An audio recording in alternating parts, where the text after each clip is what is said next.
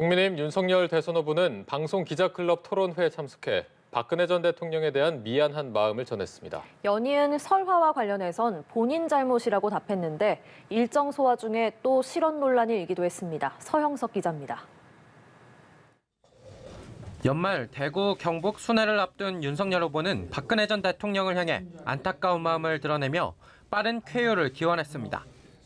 공직자로서 제 직분에 의한 일이었다 하더라도 정치적으로 또 정서적으로는 대단히 미안한 그런 마음을 인간적으로 가지고 박 전 대통령이 즐겨 쓰던 화법을 따라하기도 했습니다.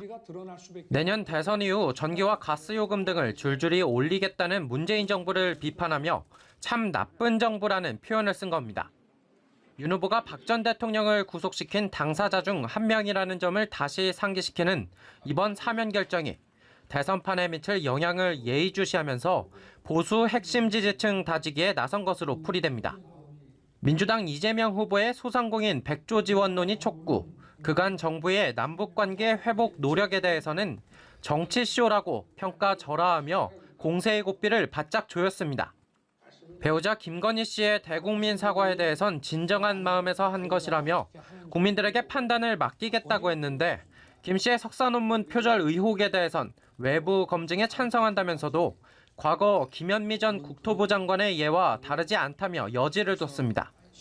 본인의 연이은 실언 논란에는 자신의 잘못이라면서도 빌미를 주면 왜곡되거나 공격당할 수 있다는데 대처를 잘못했다고 답했습니다. 하지만 이후 참석한 주한미국 상공회의소 간담회에서의 발언이 또 도마 위에 올랐습니다.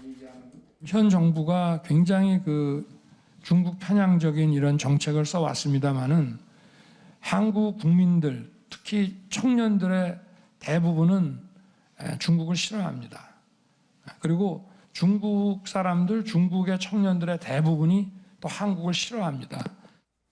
한미일 상호 공조의 필요성을 강조하다 나온 말인데 논란이 되자 윤 후보는 국민 인식은 정부 정책으로 되는 문제가 아니라는 뜻이라고 해명했지만 민주당은 국경을 넘는 망언이라고 맹비난했습니다. 연합뉴스TV 서영석입니다.